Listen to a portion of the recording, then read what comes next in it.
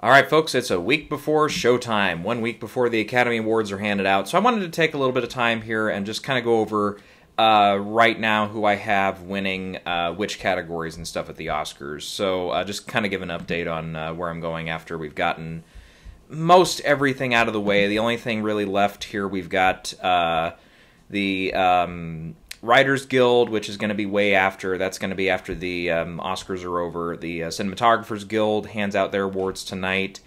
And I think the Sound Editors Guild is also this evening. And then we're done with the guilds, really. Again, except for Writers Guild, which really is not going to count this year. But yeah, then we'll really only have the big show to go, and then that's going to be it.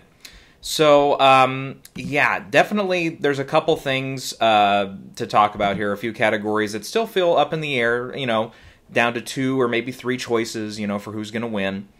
And then you got some categories that are just absolutely locked up. They feel really solid. They feel like we're good to go kind of territory. So, that being said, we'll go ahead. We'll just start from the top down and kind of go that way, and we'll talk about which categories are giving me heartburn, which ones are not, and we'll see how it goes. All right, so for Best Picture, Oppenheimer. It's really the first time we've seen a big sweep like this since 2012, which was Argo. It won at the Globes, won at Critics' Choice, won at BAFTA, won at SAG, won at Producers Guild, won at the Directors Guild. You really can't top that. And it feels like, you know, it's going to have the Editors Guild, which is also tonight. So I did forget that one. It's probably going to have the Cinematographers Guild tonight. Just won at Cinema Audio Guild. It's gotten even a few wins at some of the other guilds, like the Production Designers or Art Directors Guild, I guess is the more appropriate title for that. It's got it. I really, there's no, I don't think there's enough momentum from any other film up for Best Picture this year to take it over. Like The Holdovers, some thought at first maybe had a chance to pull a Green Book style upset, but The Holdovers has just not won anything significant up to this point. It didn't win like the Comedy Musical Globe.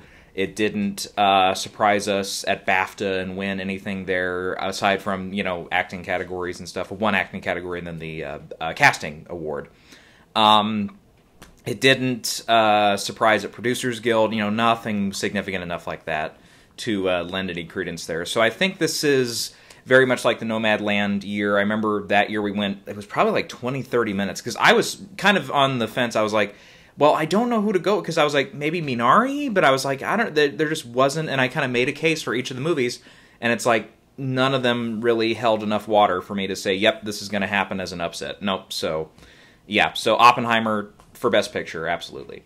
Best Director, Christopher Nolan, even more solid, I think, for that one. I really don't see a world where he loses, so there you go. Best Actor, I'm feeling really solid about Cillian Murphy's chances here. We talked about it after the Screen Actors Guild Awards were handed out, and he won there. And statistically, I think we pulled it. So there's 120 competitive categories, right, for acting categories since SAG has been established over the 30 years. And when you win, sorry, we'll name it again here. When you win the Globe, when you win BAFTA, and when you win SAG, 119 of those 120 went on to win the Oscar. So you're looking at a 0.84, if you round up, basically, 0.84% chance of upsetting after that. And that's the chance that Paul Giamatti or possibly even a Bradley Cooper has to upset. And that's not enough for me to go with it. Plus, you've got Oppenheimer, Cillian Murphy. He's on a winning horse with Oppenheimer. Very much he can go along for the ride. It's an impressive performance. I remember even coming out of it, I was like, damn, he's really, really good in that. And I would not be shocked if he actually went all the way. And I think he is going to go all the way next Sunday and pick up his competitive Oscar win there. So, not as much suspense in that race. Best Actress. Best Actress is going to be the competitive race this year. The other two will probably, again, we'll check mark when we get off to them. But, yeah, we've got Best Actress now. Boy, I have gone back and forth on this. And as of today, well, not as of today, as of, I guess, what day was it I switched? Which kind of gives it away, doesn't it? I think it was Tuesday or Wednesday I looked at it again. I'm like, I don't know. The momentum feels like it is now with Lily Gladstone. So I have switched to her in Best Actress here.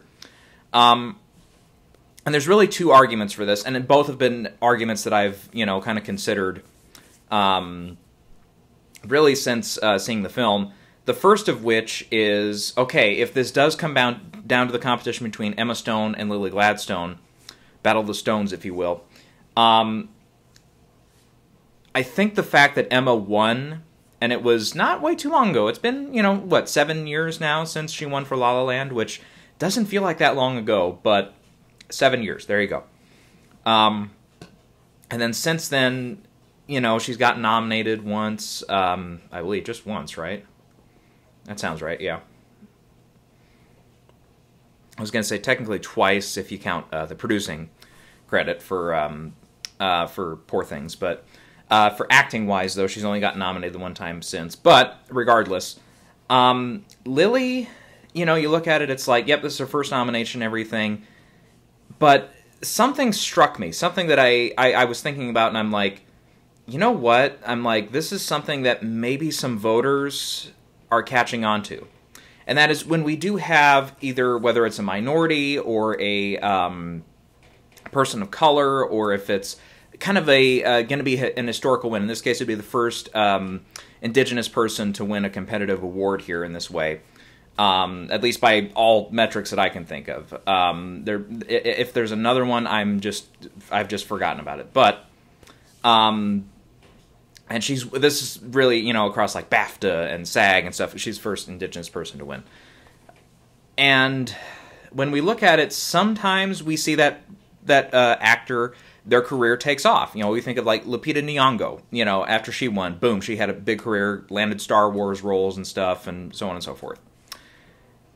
But look at somebody like Marlee Matlin, or case in point, the winner 2 years ago for supporting actor, Troy Kotsur. How many roles has Troy landed since that Oscar win, where he's not playing himself?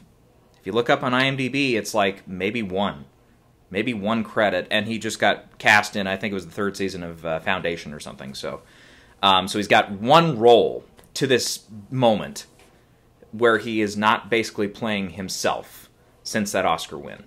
If you just look at it, it's like, you know what? You might as well give them the glory while they have their moment, because statistically speaking, this might be their only shot.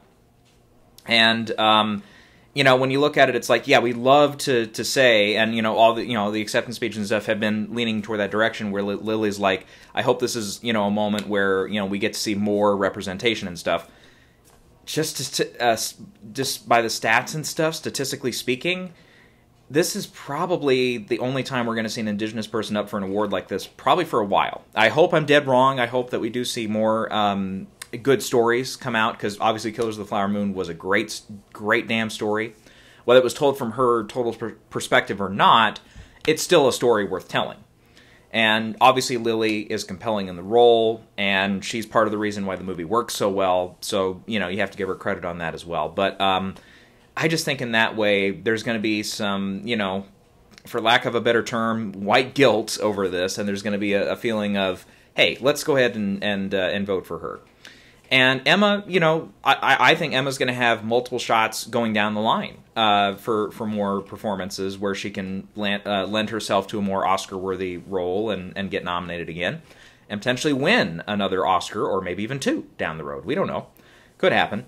Lily, though, I'm a little more concerned, again, just because we don't know what the future is going to hold for writers out there. Are they going to write in more indigenous people into their movies? Are they going to write more stories that lean in that direction? And that's a good question, and I realistically, I'm like, I don't know. I just don't, look at what just happened with Troy, and we're like, everybody was so excited. It's like, oh yeah, great, great representation, and they did the, the thing with, celebrating that. Since then, he has not landed jack shit as far as, like, legit roles, aside from playing himself.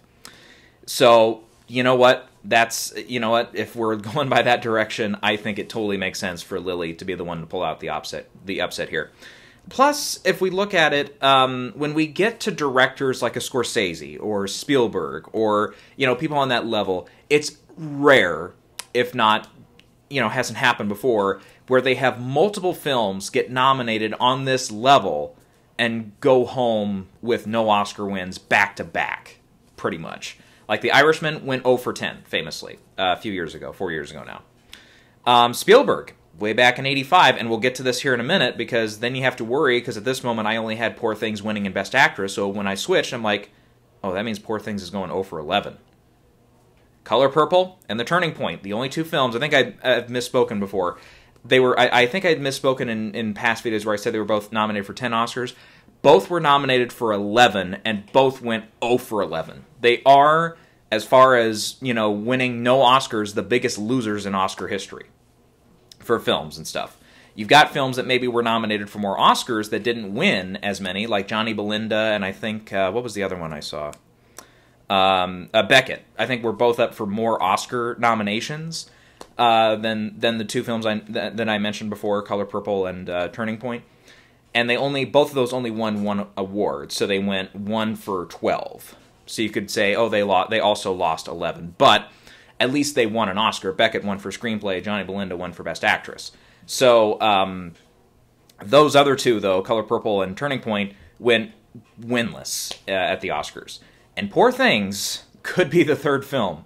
And, yeah, we'll talk about this more, because I looked at a few of the tech categories again, and I'm like, you know what, we'll come back to it. But I was like, as far as killers winning this, though, I'm like, I don't know, Scorsese, he's had a couple films like, you know, Wolf of Wall Street didn't win anything. But that was only up for like 5 Oscars, maybe 6. I think it was only 5, because it was 2 acting, writing, directing, and film. I don't think it got in for anything else that year, so 0 for 5.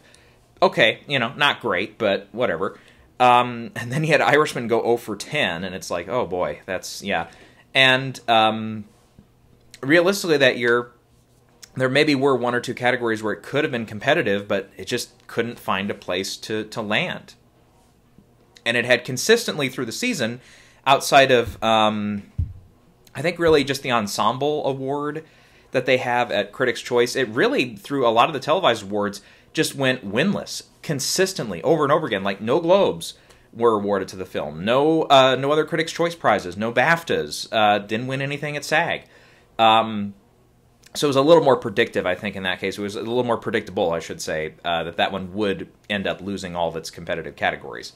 But with Killers, we have Lily winning at the Globes, we have her winning at SAG.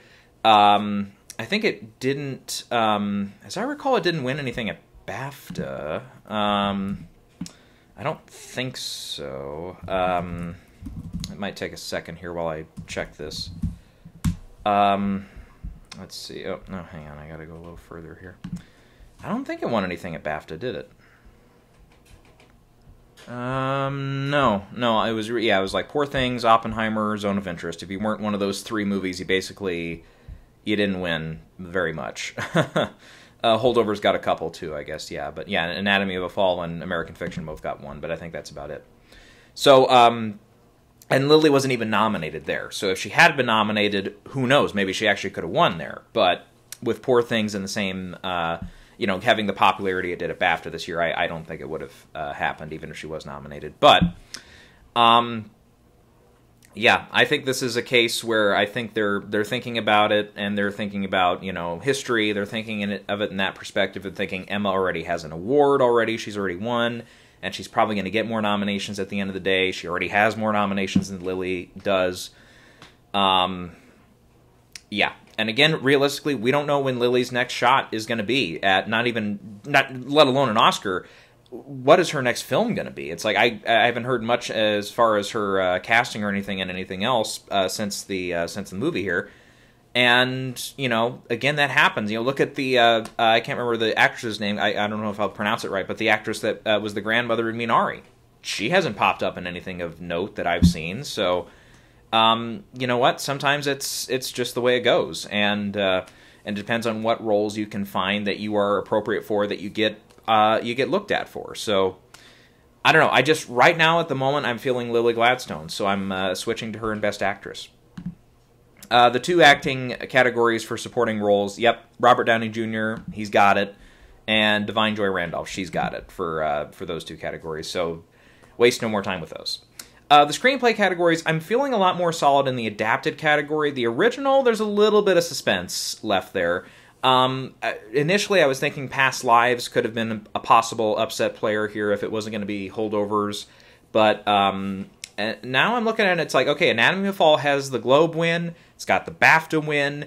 Did pretty well here at the Oscars, including a director nomination, an editing nomination. Realistically, there weren't way too many other stops that this movie could have had. You know, too many other categories where it really, you know, realistically was being looked at, where it could have gotten into. Yeah, so, I mean, there's really not much, you know, you can say to that degree. Versus Holdovers, you could have argued maybe Dominic Sessa, Alexander Payne for director. You know, it was shortlisted in score. You know, it could have possibly landed there, even though it was unlikely, but it could have. And I just think with Holdovers, their big win is going to be in supporting actress. With Anatomy of a Fall, if you don't give it screenplay, there's really no other place to award it. And I think since it did so well there, and there's enough passion behind it, enough of the international voters have shown their love for it at other award shows and stuff, I just think this one is going to land on the original side. It's going to win the original screenplay prize. And on the adapted side, American Fiction really has not slowed down since it started its cycle here with the win at Critics' Choice.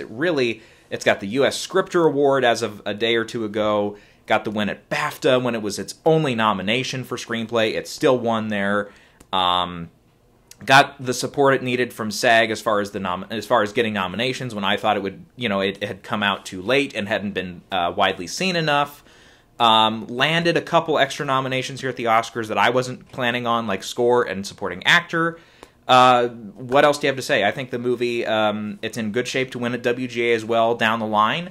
Again, it's not going to be very helpful this year, but I think it's American Fiction. I think it's got, when you do have a movie like Oppenheimer or more recently a film like Nomadland or The Shape of Water that feel like they're going to win Best Picture or in position to win Best Picture, as Shape of Water I wasn't predicting that year, but a lot of other people were.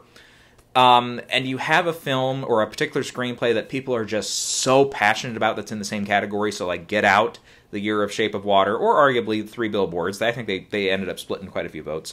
And then something like The Father, the year of Nomadland, when you have a passionate vote there, or something that people are just really, really digging, in this case American Fiction, it can easily win over Oppenheimer.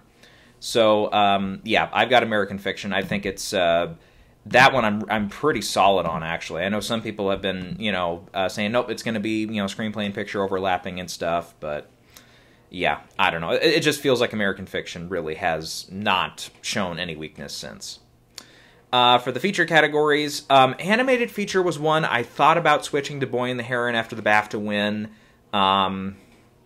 I'll tell you what, though. I think with that one, as much as it's possible, and as much as we know sequels don't usually do very well here at the Oscars in this category, outside of, like, the Toy Story sequels, I don't know. Something feels like it's going to be Spider-Man.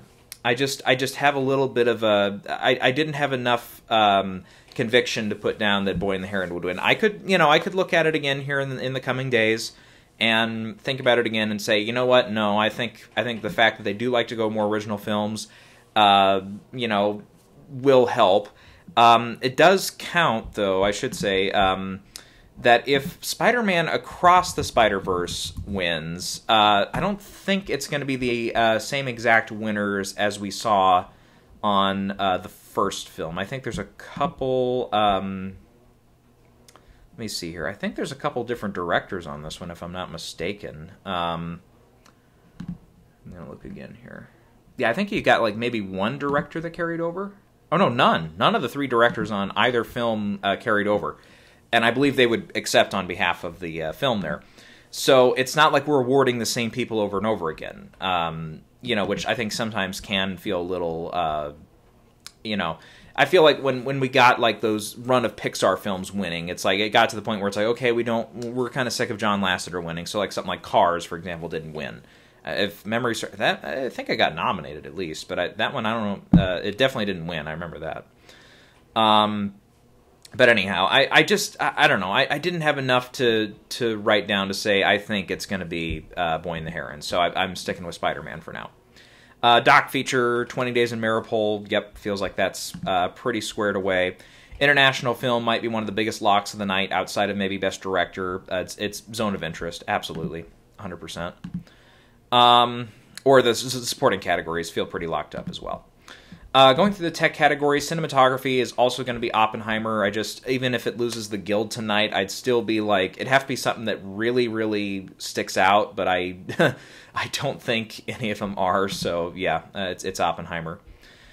Film editing, also Oppenheimer. Again, just feels like it's really not shown any weakness in that category especially, so I think it's solid there.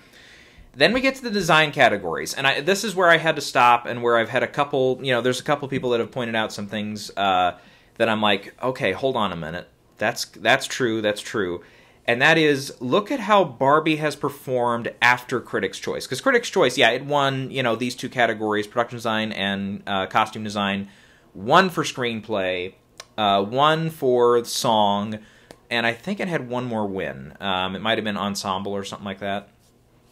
It was something, yeah, something like that. So it had, continued to do very, very well. Or maybe it was comedy film, or it was something, yeah, whatever. It was one of those awards that I wasn't paying as much attention to. And since then, Barbie has really not done especially well. Underperformed at BAFTA at the as far as nominations, and then went winless. Did, what it needed to at SAG as far as nominations, but went winless. The guilds have not been particularly kind to it, like the Art Directors Guild, gave it fantasy, I think, or was it period? I can't remember which one it was. I think it was fantasy. But like the Costume Designers Guild, nope, they went with Poor Things. So there's a little bit of a lack of support from some of these guilds now. And even though, yep, it is in at Writers Guild, it could potentially win there and stuff. I don't know. I'm thinking about this. I'm like, you know what? If Poor Things is going to go 0 for 11, that means it's also going to lose on these two categories. And I know we've been, the narrative here the last, 2 months pretty much has been, okay, well, if we see a repeat of what happened 5 years ago, the last time Yorgos had a film out, the favorite looked like, oh, it could easily win for the design categories, and it could win for screenplay, and it looks like those are the places where they could award it. And it loses all those the night of the Oscars, even though it had won all those at BAFTA, and had been, kind of consistently doing okay. And then, out of nowhere, it wins for Best Actress. Well, maybe not completely out of nowhere, because Olivia had won at BAFTA, but it felt like it was really Glenn Close's to lose as far as that category went. But I don't know. It's like that one would have gone 0 for 10 if it had not won for Olivia Colman. And when I looked at the two cases where we saw, Color Purple and The Turning Point go 0 for 11, it was a pretty similar circumstance, a pretty similar case to what happened to The Irishman a few years ago, where it's like, okay, The Turning Point, you had basically it was Annie Hall and Star Wars that year. It's like if you weren't, if you were up against either of those two films in a category, you were probably losing, which turned out to be the case for maybe not every last category, because Turning Point got a couple of nominations in the supporting categories, and it didn't win either of those. It was 2 or 3 nominations in supporting categories for acting. No, it was 2 supporting and then 2 lead. That's what it was. Yeah. But it couldn't win any of those awards, and yeah, it did lose the 2 Best Actress nominees to Diane Keaton, of course, for Annie Hall. But it just felt like it's like both of those films, like Star Wars was taking all the tech categories, of course, and you had Annie Hall taking a lot of those top 8 categories, like screenplay and director and Best Actress and stuff, and obviously picture. And I felt like with the 1985 example with Color Purple, again, you had Out of Africa that was winning a bunch of stuff, and then you had Prizzi's Honor take a couple. You had, what else did it lose in? And it's like they just couldn't find a place to award the movie. And with Poor Things, it kind of feels like, okay, it's possible. It is possible that this thing could go in all these categories, and it's like, hey, we just can't, we just didn't quite find a place to give it something. And I looked at it here, and I'm like, okay, well, in the case of The Irishman, though, it was consistently losing a lot of stuff. With Poor Things has been represented with at least one win at all of the televised awards so far. The guilds have been pretty kind to it, awarding, nominating it at a lot of places and giving it a win at a couple of them at least. It hasn't won every last guild it's been up for, of course. But it's like, it feels like it's won, plus it'll have a lot of international voters that liked it, and it's, being one of the more nominated films, that just shows an overall strength for it. And I just looked at it again, I'm like, you know what? It feels weird because it's the argument of, Black Panther being the big billion-dollar movie versus, smaller period piece, The Favorite. Traditionally the Oscars would go one way, but instead they went the other way. They went with the bigger, fairer movie. And that could easily happen again here. We could see Barbie easily repeat from its Critics' Choice wins for costume design and production design. But I look at it here, and I'm like, since 2018, we've gotten more international voters getting in here now. It just feels like the wins have kind of changed here a little bit. So with both costume design and production design, I have switched to Poor Things winning. And I could bounce back. I could split these. I could say, well, maybe Barbie wins for costume design, but Poor Things wins for production design, or vice versa. It's really going to be a toss-up there. And, even at this moment, I'm like, I could easily see myself here in the coming days looking at this again and saying, you know what, maybe I should go with Barbie to win at least one of those. But, again, we'll re-examine here in the coming days, and we'll make a final decision on it. But for now, I'm sticking with I'm going to switch to Poor Things winning both. For the music category, score, Oppenheimer feels like it's in really good shape there. I really don't see it losing there. For song, we saw I'm Just Ken win at Critics' Choice, but we saw Billie Eilish win for What Was I Made For the Globes. And I feel like with that, either way, it looks like Barbie's going to get the win here. But, again, I think when we stick with more traditional Oscar favorites, in the past, it's usually, you've got the ballad winning. When Beauty and the Beast had 3 song nominations, they went with the ballad song. They went with the title track for the movie. With Aladdin, they had a few choices they could have gone with for song. They went with the ballad. They went with the love, Magic Carpet Ride, whatever the hell that song was. I can't. Whole New World. God, I couldn't pin it up here for a second. With Lion King, they had all these choices, for more upbeat songs throughout the movie. They went with Can You Feel the Love Tonight, and so on and so forth. Tarzan, even when that one won for another Disney film, that one, You'll Be in My Heart, it has a little bit of a rock kind of love ballad feel to it and stuff. So they just really like that. Even Remember Me from Coco a few years ago, that one was more of a ballad type song, or a slower song, So What Was I Made For really fits into that category. Even though when you're looking at it, it's the whole Academy voting, and generally speaking, the whole Academy, when they look at it, they're like, you know what? I'm Just Ken is really more popular and stuff. It's an argument that makes sense. And what was it? Encanto here a couple of years ago, when it's We Don't Talk About Bruno or whatever, that wasn't on the ballot. If it had been on the ballot, I've heard many people argue it would have won over whatever the hell won that year. I can't even remember what it was. But anyways. Or was it, Bruno was that one, wasn't it? Or was it something else? Fuck's sake. I never did check out that movie, but it was Encanto, yeah, duh. But I was gonna look up. I know Encanto won for animated feature that year, but did it also win for song? I can't remember who won for song that year. That was the 94th, right? I gotta look this up. It was actually Billie Eilish that won. No Time to Die. Yeah, that's right. Encanto did have, they had a contender there, but that one felt like it was probably going to be No Time to Die, though, that would win. So I think, again, the question here is, okay, had Encanto, We Don't Talk About Bruno, had that been nominated, had that been the one on the ballot instead of the other one from Encanto, would it have won? And it's like, I don't know, No Time to Die, it's a Bond song, and even though in up until very recently, Bond songs didn't do well at the Oscars. I don't know. I think even that year you would have said it would have probably still been Billie Eilish that would have pulled it out. So, yeah. So I'm really, I'm really thinking about it. I'm like, I could go with I'm Just Ken, because then it's still a win for Barbie and stuff. And again, it feels like, I've heard a lot of people argue now, it's like probably what'll happen with Barbie if it loses both those design categories, it'll win song and nothing else. And that could be the fate of the movie. I don't know. We'll see. And then I've heard a couple people talk about, what about back to adapted screenplay, though? Barbie could win there. And I just remember, just to kind of cross that out, I was like, well, think about it. I mean, even though this year there has been some uproar from people saying, oh, Margot and Greta were not nominated, Margot especially in the acting category and Greta particularly in the directing category not nominated.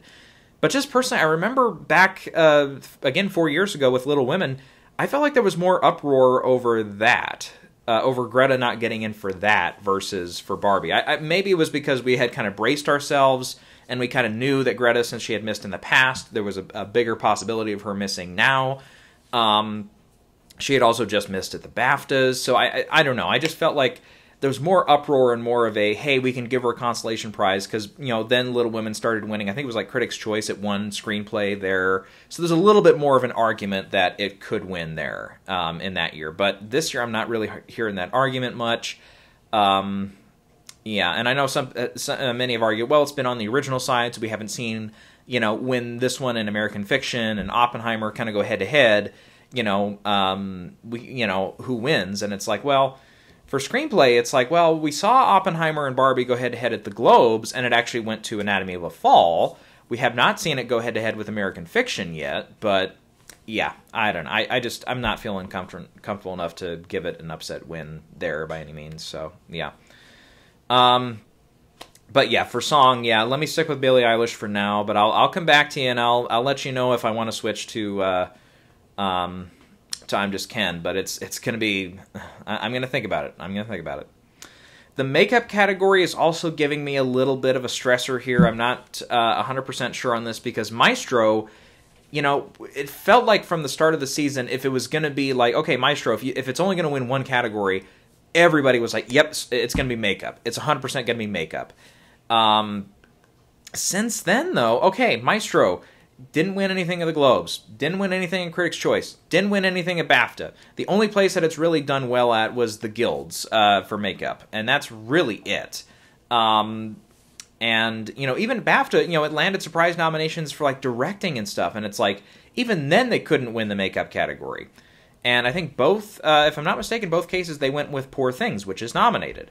And again, here's a scenario where it's like, okay, Poor Things, if we're not going to give it Best Actress and we don't really know where else to give it something, it could win for makeup. So I'm really, it's another one where I'm really, really thinking about it. And in this particular case, since the Guilds did stick with it, at the moment I've still got Maestro winning. It makes sense. And it also, I think, the fact that we didn't see Willem Dafoe nominated, because he has more of the prosthetics, makeup and stuff in Poor Things. Since he didn't make it in for supporting actor, we're not really going to, we don't really have that correlation, I'm trying to think if that, in recent years, if that's been the case, where we have like a prosthetics-heavy movie like this win, but the actor wasn't even nominated. You can think of like, okay, well, what about Jessica Chastain and Eyes of Tammy Faye? Well, both were nominated and actually both won in that case. With The Whale, last year, both Brendan and the makeup were nominated and both won. With at least, even when you have cases like Vice, where it was Christian Bale, he was nominated, he didn't win, but the makeup won. And it's like, at least they were both, nominated and stuff. So I'm just trying to think back, and I'm like, I can't really think of a time where we had a effects-heavy, more prosthetics-heavy movie like that that's not really like a big, grand, epic kind of scale. It's a smaller movie or whatever, or a period piece or something, where we don't see the actor nominated, but the makeup still wins. And I'm thinking about it, and I'm like, I really don't know. I really don't know if that's, if we can name that, if that's happened. I mean, I don't know. I can't think of any examples. So at the moment, I've got Maestro winning, but again, I could be really persuaded to switch to Poor Things coming down the stretch here. You could argue, even though Maestro is on Netflix and stuff, Poor Things has more nominations. Arguably, it's been more widely seen. Arguably, the international voters are going to lean more toward Poor Things anyways. There's a lot of arguments here, but at the moment, I'm going to stick Maestro. But again, I could easily be persuaded here and switched over to Poor Things not too long before we get to the Oscars. Next up is the sound category. I think Oppenheimer's going to go for the ride here, even though it didn't win at BAFTA. Zone of Interest won.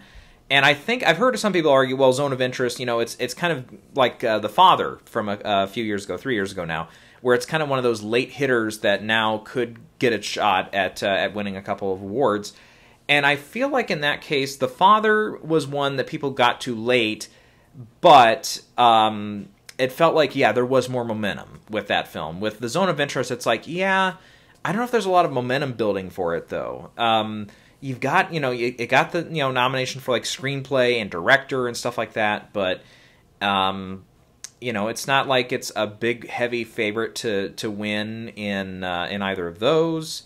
I'm not sure if there's enough momentum building here for this to take down Oppenheimer in this particular category. So, I'm just going to stick with Oppenheimer.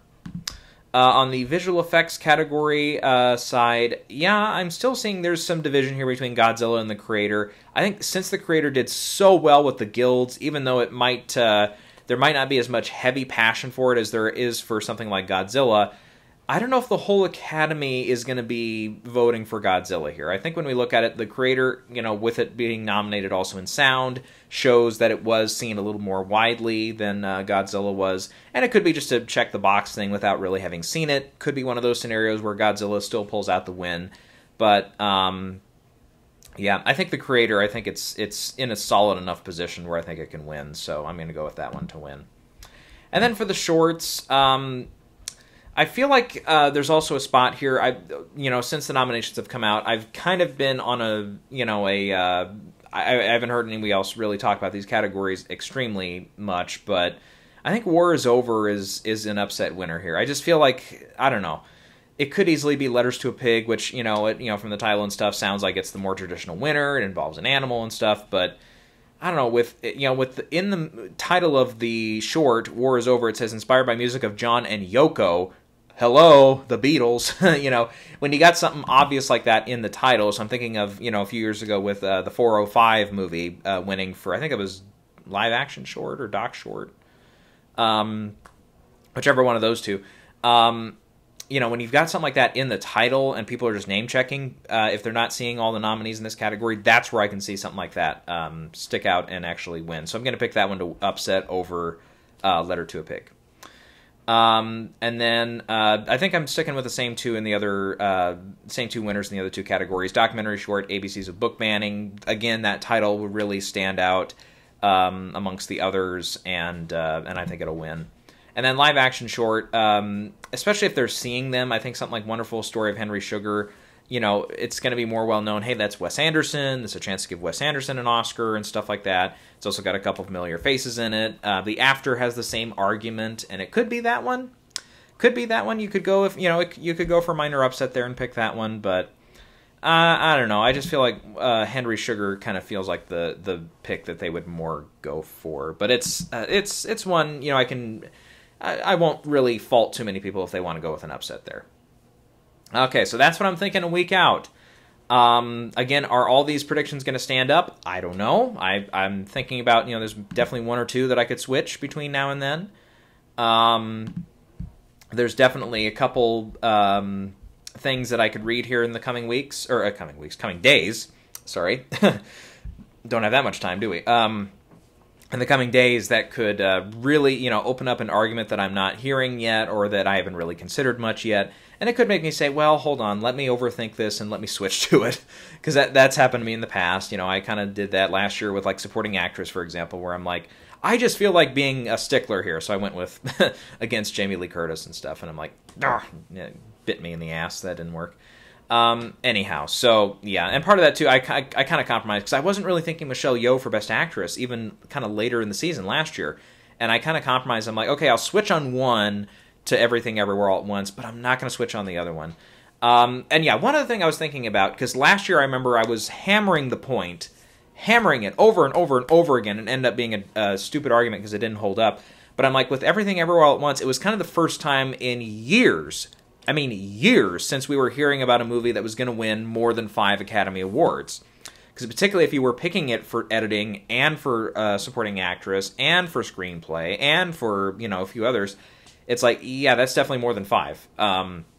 Which we hadn't seen since The Hurt Locker in 2009, when they started switching up the Oscar ballot for, you know, how Best Picture is determined, how many nominees and stuff like that, and it went through a couple changes since and everything. Because, yeah, back in the day, you know, oh, you'd have films like Return of the King that would win 11, or Titanic would win 11, or you'd have Gigi go, I think it was, that one went 8 for 8 or 9 for 9 or whatever. West Side Story won all but one of its awards. Ben-Hur won 11 awards. You go back to Out of Africa, which we mentioned earlier in this episode, or whatever episode, in this video. That one won a bunch. That one won 7 or 8. Slumdog Millionaire, just the year before, Hurt Locker had won 8 Academy Awards, or 7, or whatever it was. I think it was 8. But, you know, just pretty much a sweep. And Everything Everywhere at Once last year went for a sweep, pretty much a sweep. And I feel like Oppenheimer is now in that category where it's like, yeah, that one, if it gets picture, it gets director, it gets actor, it gets supporting actor, that's 4. That's half of the top 8 categories.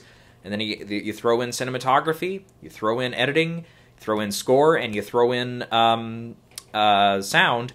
That's 8. 8 out of its 13. So that'd be a pretty sizable haul there for that movie. So, yeah, that would top Everything Everywhere All at Once. It would get us back into that category of that many wins. It would be the most since Slumdog Millionaire. Because Hurt Locker, I think, won 6, if I'm not mistaken. Let me think here. 86th Academy Awards? No, it was before that. No, I was trying to do the math in my head of which award show that was, number-wise for the Oscars. But here we go. This will tell us. It won 6. Yep. Okay, that was what. Yeah, I thought that was the number that I had right, because I think in years previous I'd gotten that wrong. But anyways, yes, Everything Everywhere All at Once winning 7 last year was the most since Slumdog. This would, if Oppenheimer gets the 8 that I have it down for, then yeah, it would tie Slumdog. And then before that, for movies that get that number of wins, well, I don't think we have to go way too far, do we?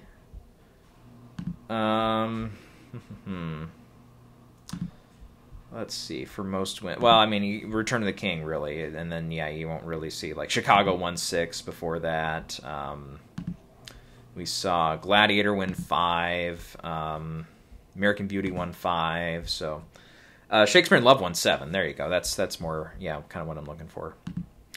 Anyhow, but, yeah, so it's like every few years, you know, when we had that 5-movie system and stuff, and we'd see, yeah, cases where, like, yeah, Lord of the Rings takes off, wins, does pretty much a sweep. In that case, a total sweep. And then we'd get years like The Departed winning 4 or 3 or whatever it was. I think it was 4. And then we'd see something like Crash only win 3. We'd see, then we'd jump back another year, we'd get, you know, another split, like Lord of the Rings and Beautiful Mind both took 4. And then Aviator won 5, even though it lost for Best Picture. And then we'd see something like, again, Shakespeare in Love, or, you know, and you know, once in a while you get those kind of mixture of years and stuff where you don't see this, you know, one film just winning like every year. It's like the winner takes 6 or 7, or 6 or 7, or 6 or 7, or 8, or sometimes 9, you know, getting into that category. So, yeah, so I feel like, you know, because it had seemed like it was we were in that period there where your Best Picture winner just never could pull off a big sweep. Now, we'd seen films like Mad Max really dominate in the tech categories that year, and I think it won 6 or so in that year. And stuff like that. Gravity won 5 or 6 in that year. So, you know, those tech category sweeps happen, but your Best Picture winner didn't usually take that many wins. And I felt like with Everything Everywhere All at Once, I was just hammering that point last year. I'm like, it's not going to happen, guys. It's probably going to disappoint in one of the 2 of those categories. So you know, supporting actress and editing in particular, I was really adamant about it. I'm like, I'm not picking those in those categories, and especially the film editing one was really goddamn stupid, because it's like it had basically won that category everywhere that year, including the BAFTAs. It was the only win they gave it.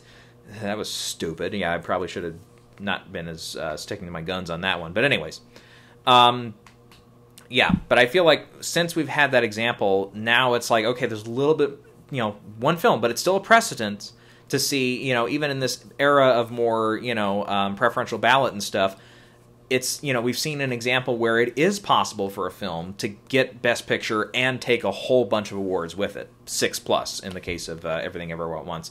And I think Oppenheimer's in that same league there, where it's probably going to do that as well. Now, the question is, are we going to see this trend continue in the future years? Obviously, at this point, we have no idea.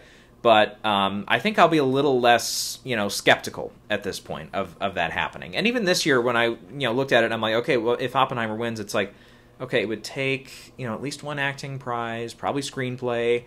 And I'm like, yeah, we're going to be in the same thing we were last year with Everything Everywhere All at Once. So I didn't really address that earlier in the year or anything, because I'm like, yeah, it goes without saying. It's like, yeah, that's not a case where I think you can go back to that argument of, oh, Best Picture only takes like 3 or 4 or maybe 5.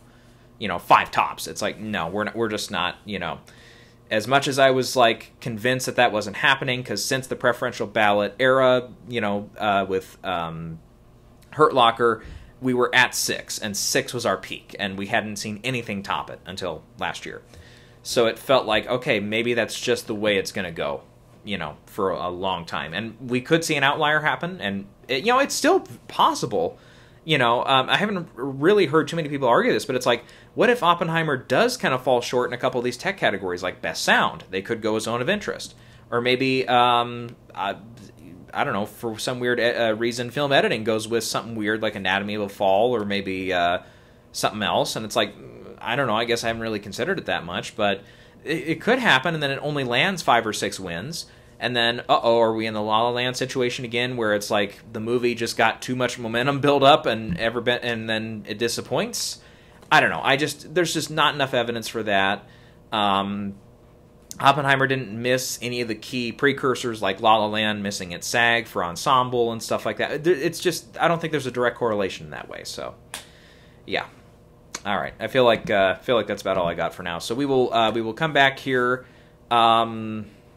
Thursday or Friday. I'm not sure which day, but it'll be later this week, and we'll lay down the final predictions. It'll all be said and done, and I'm gonna have to stick with what I say, and that's gonna be it. So, yeah, that's all I got for now. So we'll come back with final predictions after almost 7 months of predicting, and we'll see how well we do.